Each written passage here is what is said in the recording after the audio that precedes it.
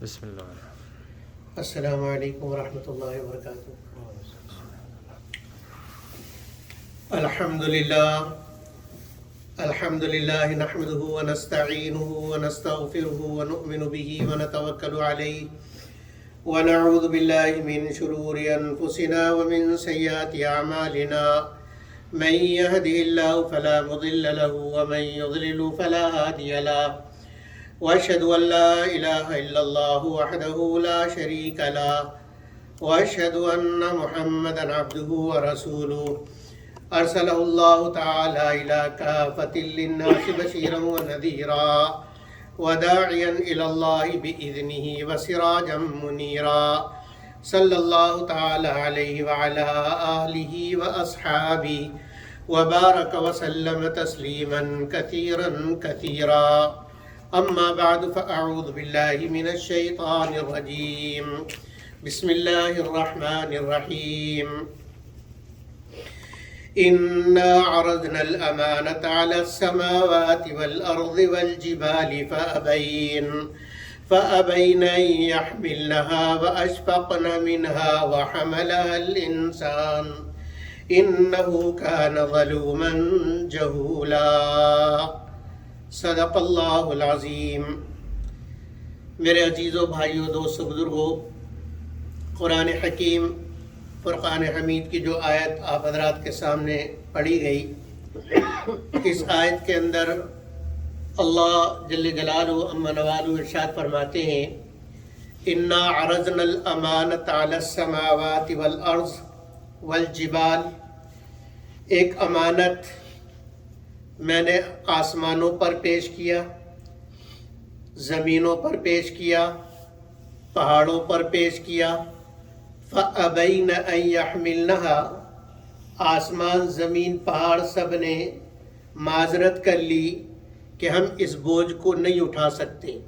وَأَشْفَقْنَ مِنْهَا، اور اس امانت کے بوجھ سے ڈر گئے، امانت کے بوجھ سے ڈر گئے۔ حالانکہ ان کو میں اپنی امانت دینا چاہ رہا تھا، امانت دے رہا تھا، انہوں نے معذرت کر لی۔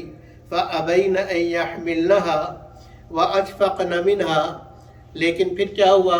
وَحَمَلَهَا الْإِنسان، انسان نے اس کو اٹھا لیا۔ إِنَّهُ كَانَ ظَلُومًا جَهُولًا، باوجود یہ کہ انسان ظلم بھی کرنے والا ہے، جاہل بھی ہے۔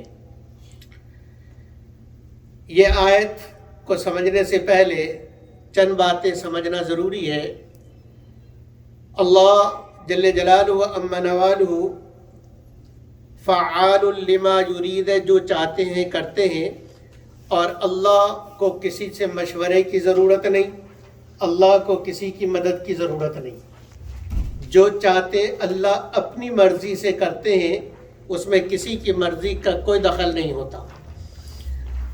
اللہ جل جلالہ عم نوالہ نے یہ چاہا کہ میں اپنی امانت کسی مخلوق کو دوں۔ انسان سے پہلے صرف دو مخلوق کائنات کے اندر ایسی تھیں جن کو اللہ نے شعور بھی عطا فرمایا، عقل بھی عطا فرمایا، اور روح بھی عطا فرمائی۔ ایک مخلوق جنات انسان سے پہلے تھے، جن کے اندر عقل بھی تھا، شعور بھی اور روح بھی تھی، اور دوسری مخلوق ملائکہ، فرشتوں کی جماعت، اور فرشتے جن کو اللہ نے روح بھی دی، عقل بھی دی، شعور بھی دیا۔ تو امانت، اللہ جل جلالہ نے چاہا کہ میں اپنی امانت کسی کو دوں، مخلوق کو دوں۔ اس کے لیے سب سے پہلے اللہ نے اپنی امانت پیش کی آسمانوں پر۔ انا عرضنا الامانۃ علی السماوات، کہ میں نے اپنی امانت آسمانوں پر پیش کی، یعنی آسمانوں کو یہ پیشکش کی کہ میری ایک امانت تم سنبھال لو، تم سنبھال لو، تم میری امانت کو لے لو۔ آسمانوں نے کہا فَأَبَيْنَ، انکار کر دیا، معذرت کر لی۔ حالانکہ اللہ کی امانت، اللہ بڑے ہیں، تو اللہ کی امانت کسی کو مل جائے یہ تو بڑے اعزاز کی بات تھی، بڑے فخر کی بات تھی کہ اللہ اپنی امانت کا تاج میرے سر پر رکھ رہے ہیں۔ لیکن آسمانوں نے لینے سے انکار کیوں کیا؟ اگر آسمان سے کوئی پوچھے کہ یہ تو تیری خوش بختی کی علامت تھی کہ اللہ نے تجھ پر اپنی امانت کو پیش کیا، تجھے اٹھا لینا چاہیے تھا، لے لینا چاہیے تھا، حالانکہ مخلوق میں سب سے بلند تو، مخلوق میں سب سے اونچا تو، مخلوق میں سب سے زیادہ بڑا تو، مخلوق میں سب سے زیادہ طاقتور تو، لاکھوں کروڑوں اربوں خربوں فرشتے تیرے اوپر رہتے ہیں، تو طاقتور مخلوق، بلند مخلوق اور سب سے اونچا مخلوق تو ہے۔ تو آسمان کیا جواب دے گا؟ آسمان اپنی زبان سے یہ جواب دے گا کہ چاند کا بوجھ ڈالو گے تو میں اٹھا لوں گا، سورج کا بوجھ ڈالو گے تو میں اٹھا لوں گا، ستاروں کا بوجھ ڈالو میں اٹھا لوں گا، سیاروں کا بوجھ ڈالو میں اٹھا لوں گا، جنت کا بوجھ اٹھا لوں گا، فرشتوں کا بوجھ اٹھا لوں گا، سارے بوجھ اٹھانے کے لیے تیار ہوں۔ لیکن انسانوں تمہیں پتہ نہیں کہ اللہ اپنی امانت جو دے رہے تھے میں اس کے قابل نہیں ہوں، میں اس امانت کے بوجھ کو اٹھانے کے قابل نہیں ہوں، میرے اندر وہ صلاحیت نہیں ہے، وہ طاقت نہیں ہے جو میں اللہ کی امانت کو اٹھا سکوں۔ جب آسمان نے انکار کر دیا، معذرت کر لی، تو اللہ نے یہی امانت زمین پر پیش کی۔ اِنَّا عَرَضْنَا الْأَمَانَةَ عَلَى السَّمَاوَاتِ وَالْأَرْضِ، کہ زمین سے کہا کہ میری ایک امانت ہے، میں دینا چاہتا ہوں، میری امانت لے لو۔ فَأَبَيْنَ، زمین نے بھی انکار کر دیا اور زمین نے بھی معذرت کر لی۔ زمین سے کوئی کہے کہ کتنی خوش قسمت تھی تو اور کتنی عظیم تھی تو، تیرا رتبہ کتنا بڑھ جانا تھا، تیری عظمت کتنی بڑھ جانی تھی، تیرا مرتبہ کتنا بڑھ جانا تھا اگر اللہ کی امانت کو تو لے لیتی۔ لیکن زمین نے معذرت کر لی اور زمین نے کیا کہا؟ انسانوں تمہیں پتہ کوئی نہیں کہ میں سارے بوجھ کو اٹھا سکتی ہوں، میں پہاڑوں کے بوجھ کو اٹھا سکتی ہوں، میں درند اور پرند کے بوجھ کو اٹھا سکتی ہوں، میں حیوانات اور نباتات کے بوجھ کو اٹھا سکتی ہوں، میں سمندروں کے بوجھ کو اٹھا سکتی ہوں، میں ہمالیہ کے بوجھ کو اٹھا سکتی ہوں، میں قراقرم کے بوجھ کو اٹھا سکتی ہوں، میں سارے بھاری چیزوں کے بوجھ کو اٹھا سکتی ہوں، اور میرے سینے کو چیر کر تو کھیتی باڑی کرے اور غلے کو نکالے تو میں غلے اگل سکتی ہوں، غلے تجھے دے سکتی ہوں، میں اف نہیں کروں گی، اور میرا سینہ چیر کر اور مجھے پھاڑ کر تو نہریں نکالے، میں اف نہیں کروں گی، میں یہ سارے بوجھ برداشت کر سکتی ہوں۔ لیکن تجھے معلوم نہیں کہ اللہ کا بوجھ کتنا بھاری ہے، میں اس کے قابل نہیں، میں اس بوجھ کو نہیں اٹھا سکتی۔ جب آسمان نے انکار کر دیا، زمین نے انکار کر دیا، تو پھر اللہ جل جلالہ و عم نوالہ نے پہاڑوں پر پیش کیا، اِنَّا عَرَضْنَا الْأَمَانَةَ عَلَى السَّمَاوَاتِ وَالْأَرْضِ وَالْجِبَالِ، کہ اللہ نے پہاڑوں کو کہا کہ میری امانت کا بوجھ تم اٹھا لو۔ لیکن پہاڑوں نے بھی کیا کیا؟ فَأَبَيْنَ، پہاڑوں نے بھی انکار کر دیا۔ اگر پہاڑوں سے کوئی کہے کہ تیری طاقت اتنی بڑی کہ سارے شہر تو تجھ سے آباد ہیں، پتھر تجھ سے ملتے ہیں، ہیرے جواہرات تجھ سے ملتے ہیں، کوئلہ تجھ سے ملتا ہے، ساری اچھی چیزیں تجھ سے ملتی ہیں، اور خزانے تیرے اندر دفن ہیں، تو نے اللہ کی اس امانت کو کیوں نہیں اٹھایا؟ تو پہاڑ اپنی زبان میں یہ جواب دے گا کہ انسانوں تمہیں پتہ کوئی نہیں کہ میں سارے بوجھ اٹھا سکتا ہوں، میں پہاڑوں بھاری پتھر کا بوجھ اٹھا سکتا ہوں، اور جو ہے یعنی ساری چیزوں کا بوجھ، شہر میں بسا سکتا ہوں، ہیرے میں نکال سکتا ہوں، جواہرات میں نکال سکتا ہوں، خزانے میں تمہیں دے سکتا ہوں، لیکن ان سب کے باوجود اللہ کا جو امانت کا جو بوجھ ہے میں اس کے قابل نہیں ہوں۔ میرے لیے تو یہ کافی ہے کہ میں سجدے میں پڑا رہوں، اللہ کی تسبیح کرتا رہوں، میں سجدے میں پڑا رہوں، اللہ کی تسبیح کرتا رہوں۔ زمین نے بھی یہ کہا کہ میرے لیے تو یہ بس ہے کہ میں بچھی رہوں اور عاجزی کے ساتھ اللہ کی تسبیح کرتے رہوں، اور آسمان نے کہا میرے لیے اتنا کافی ہے کہ میں قیام کی حالت میں اللہ کی عبادت کرتا رہوں اور اللہ کی حمد و ثنا بیان کرتا رہوں۔ ہم اس سے زیادہ بوجھ اٹھا نہیں سکتے، اس لیے ہم نے انکار کر دیا۔ فَأَبَيْنَ أَن يَحْمِلْنَهَا، کہ ان سب مخلوق نے جو بڑی بڑی مخلوقات تھیں انہوں نے بوجھ اٹھانے سے انکار کر دیا۔ اب یہ ساری بڑی مخلوق تو نکل گئی، انہوں نے معذرت کر لی، اور میں نے پہلے عرض کیا کہ انسان سے پہلے دو اور مخلوق تھی جس کے اندر جان بھی تھی، روح بھی تھی، عقل و شعور بھی تھا، ایک مخلوق فرشتوں کی اور ایک جنات کی۔ لیکن عجیب بات کہ ان دونوں کے سامنے اللہ نے امانت پیشی نہیں کی، نہ فرشتوں سے پوچھا کہ امانت دینا چاہتا ہوں لیتے ہو، نہ جنوں سے پوچھا، ان دونوں پر امانت پیشی نہیں کی، اللہ نے ان کو امانت کی پیشکشی نہیں کی۔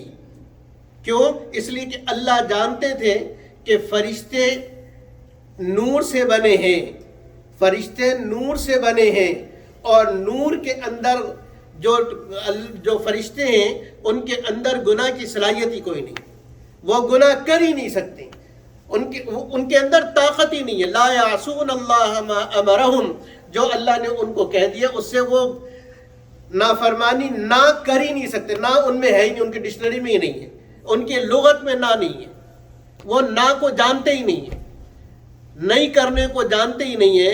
تو خلیفہ ایسا ہونا چاہیے جس کے اندر وہ صفات موجود ہوں، جیسے اللہ کی صفت ہے کہ اللہ کر بھی سکتے روک بھی سکتے ہیں، ایسی خلافت اس کو ملنی چاہیے، اور امانت اس کو ملنی چاہیے جو کر بھی سکے روک بھی سکے، کر بھی سکے روک بھی سکے، نماز پڑھ بھی سکے نماز سے روک بھی سکے، انصاف کر بھی سکے ظلم بھی کر سکے۔ فرشتے ظلم کر نہیں سکتے، تو جب فرشتے ظلم نہیں کر سکتے تو ان کو انصاف کا پتہ کوئی نہیں۔ دوسری مخلوق جنات کے اندر سرکشی غالب ہے، سرکشی غالب ہے، اور اللہ کی صفت میں رحمت غالب ہے۔ سمجھ آ رہی بات؟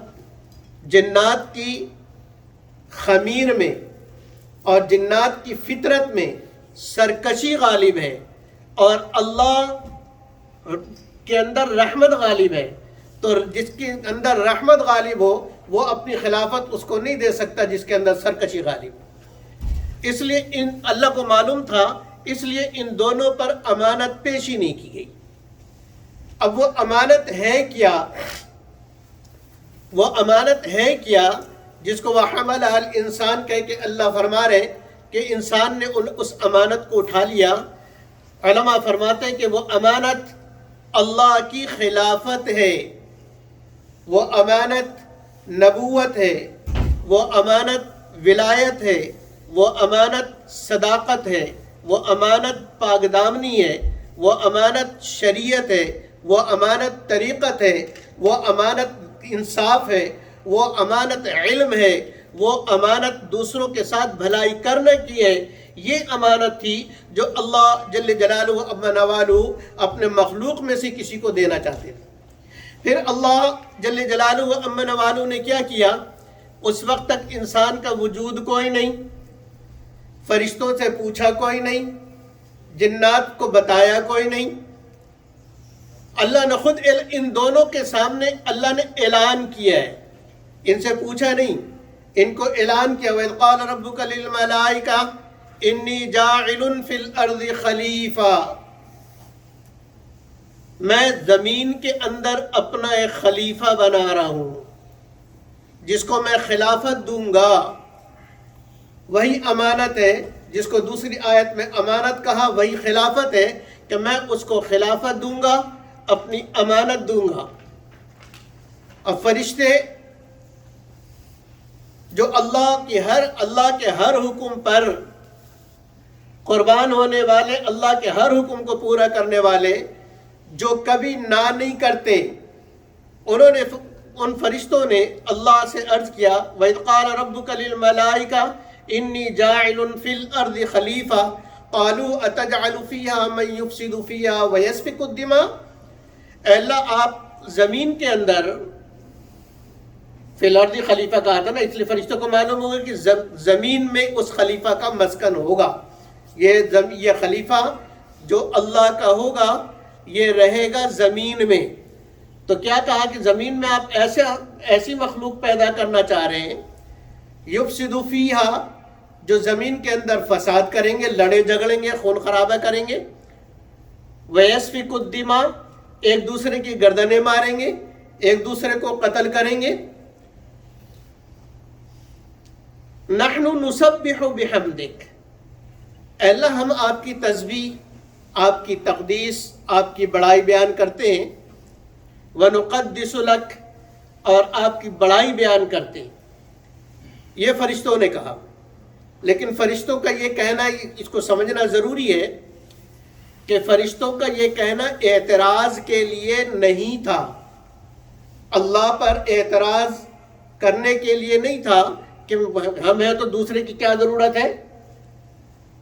نہیں، یہ صرف سوال اور استفسار تھا کہ آخر کوئی خاص وجہ تو ہے، کوئی خاص وجہ تو ہوگی جس کی وجہ سے اس مخلوق کو آپ خلافت دے رہے ہیں اور ہمیں نہیں دے رہے، حالانکہ آپ کی نافرمانی تو ہم کرتے ہی نہیں، اور آپ کی عبادت ریاضت اس قدر زیادہ کہ جو پیدا ہوا اور پیدا ہو کے جو رکوع میں گیا آج تک قیامت تک رکوع میں رہے گا، جو پیدا ہو کر سجدے میں گیا وہ قیامت تک سجدے میں رہے گا، جو قیام کی حالت میں فرشتہ ہے وہ قیامت تک قیام کی حالت میں ہی رہے گا.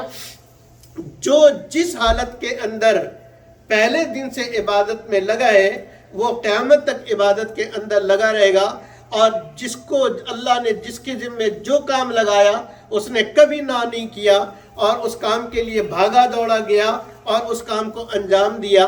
نحن نسبح بحمدک ونقدس لک، اللہ سارے کام ہم کرتے ہیں. آخر اس انسان کے اندر، اس مخلوق کے اندر جس کو آپ اپنی خلافت دینا چاہتے ہیں، اس کی کوئی خاصیت تو ہوگی. یہ پوچھنے کے لیے ان کا مقصد پوچھنا تھا، اللہ پر اعتراض کرنا نہیں تھا. اس کی مثال بالکل ایسی ہے جیسے کسی بادشاہ کے کام کرنے والے عملہ موجود ہو اور وہ کسی خاص کام کے لیے یہ اعلان کرے کہ میں عملہ بڑھا رہا ہوں، ایک اور کام لینا ہے، ایک اور کام کے لیے میں عملہ بڑھا رہا ہوں. تو وہ جو جانثار ہوں گے بادشاہ کے، جو 24 گھنٹے بادشاہ کی خدمت میں کھڑے ہوں گے، وہ ضرور یہ بات کہیں گے کہ جی آپ کی خدمت کے لیے ہم حاضر ہیں. وہ نیا کام جس کے لیے آپ کو عملے کی ضرورت پڑ رہی وہ بھی ہم کرنے کو تیار ہیں، اور جو عملہ آپ بنائیں گے پتہ نہیں وہ صحیح کام کرے گا کہ نہیں. اور اس عملے کے اندر کچھ لوگ اگر صحیح کام کرنے والے ہوں اور کچھ لوگ غلط کام کرنے والے ہوں، تو جو غلط کام کریں گے آپ کو اس سے تکلیف ہوگی. تو بادشاہ کو تکلیف سے اور ناراضگی سے بچانے کے لیے وہ کہتے ہیں کہ جی وہ کام بھی ہم کرنے کو تیار ہیں، نیا عملے کی کوئی ضرورت نہیں. یہی انداز فرشتوں کا تھا کہ جی وہ جو مخلوق ہوگی اس کے اندر فرما بردار بھی ہوں گے، اس کے اندر نافرمان بھی ہوں گے. یہ فرشتوں کو کیسے پتہ چلا؟ انسان تو اس وقت تک پیدا ہی نہیں ہوا تھا، وہ تو اعلان کرنے کے بعد اللہ نے بنایا. فَإِذَا سَوَّيْتُهُ وَنَفَخْتُ فِيهِ مِن رُوحِي فَقَعُوا لَهُ سَاجِدِينَ. یہ تو بہت بات کی بات ہے، لیکن پہلے تو اللہ نے اعلان کیا. فرشتوں کو کیسے پتہ چلا کہ ان کے اندر فساد ہوگا، خون ریزی کریں گے؟ فرشتوں کو دو باتوں کی وجہ سے پتہ چلا. ایک تو یہ زمین کے اندر انسان سے پہلے جنات رہا کرتے تھے، یہ جنات کا مسکن تھا، اور جنات کو فرشتوں نے دیکھا تھا کہ یہ کبھی مل کے نہیں رہتے. یہ ایک قبیلہ ہمیشہ دوسرے قبیلے پر حملہ آور ہوتا، ایک دوسرے کی گردنیں مارتے، ایک دوسرے کو قتل و غارت گیری کرتے، اور جو ہے کام اچھے نہیں کرتے، جتنے غلط کام ہو سکتے تھے یہ کرتے تھے. اس سے انہوں نے یہ اندازہ لگایا کہ زمین کے اندر جو مخلوق ہوگی وہ بھی ایسے ہی ہوگی جیسے یہ جنات تھے. اور دوسرے اس بات سے اندازہ لگایا کہ انسان کو جس چیز سے پیدا کیا جا رہا وہ 4 چیزوں کا مجموعہ ہے: آگ، پانی، ہوا اور مٹی. ان 4 چیزوں کو ملا کر، ان 4 چیزوں کو مشترکہ کر کے اللہ تعالیٰ نے انسان کا پتلا بنایا ہے. اور یہ چاروں چیزیں آپس میں ایک دوسرے کی اپوزٹ ہیں. آگ پانی ایک دوسرے کی ضد، ہوا پانی آگ یہ سب ایک دوسرے کی ضد ہے، مٹی ان سب کی سے بالکل ہی علیحدہ ہے. تو یہ جو متضاد چیزوں کا مجموعہ بن رہا ہے تو اس کے اندر بھی جو لوگ ہوں گے وہ متضاد ہوں گے. کوئی نیک ہوگا، کوئی بد ہوگا، کوئی نیک اعمال والا ہوگا، کوئی برے اعمال والا ہوگا، کوئی اخلاق والا ہوگا، کوئی بد اخلاق ہوگا، کوئی لوگوں کی حفاظت کرنے والا ہوگا، کوئی لوگوں کو قتل کرنے والا ہوگا، کوئی لوگوں کو دینے والا ہوگا، کوئی لوگوں کی چھیننے والا ہوگا. پانی اگر پیاز بجھا رہی ہے تو آگ جو ہے وہ جلا بھی رہی ہے، اور اگر آگ سے کھانا پک رہا ہے تو آگ کو پانی بجھا بھی دیتا ہے. یہ سارا متضاد ہے. اس سے فرشتوں نے یہ اندازہ، کیونکہ عقل و شعور ان کے اندر موجود تھا، اس سے انہوں نے یہ اندازہ لگایا کہ اس مخلوق کے اندر جو پیدا ہو رہی ہے، اس مخلوق کے اندر یہ صفات ہوں گی، یہ متضاد صفات ان کے اندر ہوں گی، ان میں سارے کے سارے ایک جیسے نہیں ہوں گے. فرشتے سارے کے سارے نور سے بنے ہیں، اس لیے ان کے اندر برائی نہیں ہے. اور جنات آگ سے بنے ہیں، اس لیے ان میں بہت کم نیک ہیں. اکثر 90% جو ہے ان میں شریر ہیں اور تنگ کرنے والے ہیں، ان کے اندر شرارت ہے، اور دوسروں کو پریشان کرنا ان کی فطرت ہے، اس لیے کہ وہ آگ سے پیدا ہے. انسان ان سب چیزوں سے کے مجموعے سے بنا ہے، اس لیے اس کے اندر یہ ساری چیزیں ہوں گی. تو فرشتوں نے اس سے اندازہ لگا کر اللہ جل جلالہ، اس لیے کہ یہ جب انسان اللہ کی مخلوق ہوگی اور اللہ اس کو خلافت دیں گے، اور جس کو خلافت دی جاتی ہے وہ اگر کام صحیح نہ کرے تو بادشاہ ناراض ہوتا ہے. تو کہیں ایسا نہ ہو کہ اللہ ناراض ہو، اللہ ناراض ہو. اس خیال سے فرشتوں نے یہ چاہا اور یہ کہا کہ نحن نسبح بحمدک ونقدس لک، اے اللہ ہم تیری تسبیح و تقدیس بیان کرتے ہیں. جو امانت آپ انسان کو دینا چاہتے ہیں وہ امانت بھی ہم لینے کے لیے تیار ہیں اور اس پر عمل کرنے کے لیے تیار ہیں. لیکن اللہ جل جلالہ و عما نوالہ نے کیا فرمایا؟ نحن نسبح بحمدک ونقدس لک قال انی اعلم ما لا تعلمون. اللہ نے کہا کہ جو میں جانتا ہوں نا انسان کے بارے میں وہ تم نہیں جانتے. میں جانتا ہوں کہ ان کی صفات کیا ہوں گی، وہ صفات تمہارے اندر نہیں ہیں، وہ صفات کسی اور مخلوق کے اندر نہیں ہے. میں زیادہ جانتا ہوں تم سے. چنانچہ اللہ رب العزت نے جب انسان کو بنا دیا، فَإِذَا سَوَّيْتُهُ وَنَفَخْتُ فِيهِ مِن رُوحِي فَقَعُوا لَهُ سَاجِدِينَ فَسَجَدَ الْمَلَائِكَةُ كُلُّهُمْ أَجْمَعِينَ إِلَّا إِبْلِيسَ أَبَى وَاسْتَكْبَرَ وَكَانَ مِنَ الْكَافِرِينَ.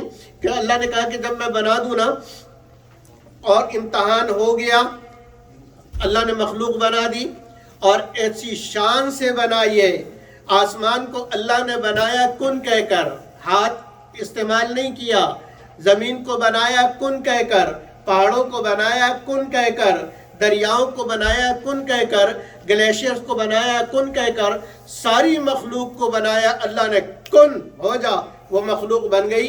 لیکن انسان کو بھی اللہ کن سے بنا سکتے تھے. اللہ قادر مطلق ہے، اللہ کہتے انسان بن جا، انسان بن جاتا. لیکن اللہ نے کہا خلقتہ بیدی، میں نے اپنے ہاتھوں سے بنایا ہے. اس بشر کو میں نے اپنے ہاتھوں سے بنایا ہے. لہذا یاد رکھو بشر پہ اعتراض نہ کرنا، بشر پر اعتراض نہ کرنا.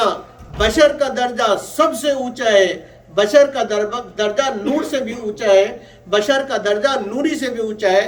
بشر پہ اعتراض مت کرنا، اس لیے کہ بشر پہ اعتراض کرو گے تو میرے ہاتھ پہ اعتراض ہوگا. تو اللہ نے انسانوں کو پیدا کیا اور پیدا کرنے کے بعد اللہ نے حکم چیزوں کے نام پیش کیے، فلاں چیز کا یہ نام، فلاں کا یہ نام، فلاں کا یہ نام. اور اس کے بعد امتحان ہوا، کھلا امتحان. ہاں بھئی انسانوں بتاؤ، آدم بتاؤ نام ان کے. آدم علیہ السلام کے اندر چونکہ مٹی سے بنے ہیں اور مٹی میں جذب کرنے کی صلاحیت ہے، سوک کرنے کی صلاحیت ہے. پانی ڈالو غائب، دودھ ڈالو غائب، جو بھی ڈالو پانی کے اوپر زمین کے اوپر زمین اس کو جذب کر لیتی، چوس لیتی ہے، پی لیتی ہے. یہی انسان کی یادداشت ہے کہ جو اس کو یاد کرایا جائے وہ اس کے دماغ کے اندر چلا جاتا ہے، لیکن فرشتوں کے پاس یہ صلاحیت نہیں۔ تو جب یہ سارے نام پیش کیے گئے، اب جب امتحان ہوا، آدم علیہ السلام نے تو فر سارے نام بتا دیے، پھر فرشتوں سے پوچھا کہ ہمیں تم بتاؤ، قال انی اعلم ما لا تعلمون وعلم آدم الاسماء كلها ثم عرضهم على الملائكة فقال انبئوني باسماء هؤلاء ان كنتم صادقين قال سبحانك لا علم لنا الا ما علمتنا۔ فرشتوں نے کہا کہ اللہ تیری ذات تو بڑی پاک ہے، ہم تو وہ جانتے ہی نہیں جو ہمیں تو ڈال نہ دے ہمارے دماغ میں، ہم ایسے کسی چیز کو اخذ نہیں کر سکتے، یاد نہیں کر سکتے، جو دماغ میں تو ڈال دے وہی ہم یاد کر سکتے۔ تو آدم علیہ السلام جب کامیاب ہو گئے تو پھر اللہ نے کہا کہ اب میں نے اس کو بنا دیا، فَإِذَا سَوَّيْتُهُ إِنِّي خَالِقٌ بَشَرًا مِّن طِينٍ فَإِذَا سَوَّيْتُهُ جب میں اس کو خوب بنا سنوار لوں، وَنَفَخْتُ فِيهِ مِن رُوحِي اور اپنی روح اس میں ڈال دوں، تو پھر فَقَعُوا لَهُ سَاجِدِينَ تم نے کیا کرنا، اس کی عظمت کرنی ہے، اس کا احتراماً عظمتاً اس کے آگے سجدہ کرنا ہے۔ فسجد الملائکۃ کلہم اجمعون سارے کے سارے فرشتوں نے سجدہ کیا الا ابلیس، ابلیس موجود تھا اس مجلس کے اندر، وہاں پر موجود تھا، لیکن اس نے سجدہ نہیں کیا، اس نے سجدے سے انکار کیا کہ بشر کو میں کیوں سجدہ کروں، میں اعلیٰ یہ ادنا۔ اللہ نے کہا کہ نہیں، یہ اعلیٰ تو ادنا، فاخرج انک من الرجیم، نکل جائے یہاں سے، تو شیطان مردود ہے، تو شیطان مردود ہے۔ اب فرشتوں نے جس نے اس انسان کی عظمت کا اقرار کر کے انسان کو سجدہ کیا، اللہ نے اس کے سر پہ رسالت کا تاج رکھ دیا کہ میرا پیغام لو، میرے نبیوں کو پہنچاؤ۔ اور جس ابلیس نے اس اللہ کے اس حکم کو نہیں مانا اور انسان کی عظمت کا اقرار نہیں کیا، اللہ نے اسے کہا فخرج انک من الرجیم، تو دفع ہو جا یہاں سے، نکل جا، تو شیطان مردود ہے، میں تجھ سے اور تیرے ماننے والوں سے جہنم کو بھر دوں گا۔ میرے عزیز بھائیوں اور دوستوں، اس لیے میں کہتا ہوں اپنے آپ کو ہم پہچانیں، اللہ نے ہمیں بہت اونچا بنایا ہے، جو امانت اللہ نے عطا فرمائی ہے اس امانت کے ساتھ زندگی گزاریں گے تو ہم امین بنیں گے، اور امین کے ساتھ اللہ کی مدد ہوتی ہے۔ اللہ مجھے اور آپ کو عمل کی توفیق عطا فرمائے۔ وآخر دعوانا ان الحمد للہ رب العالمین۔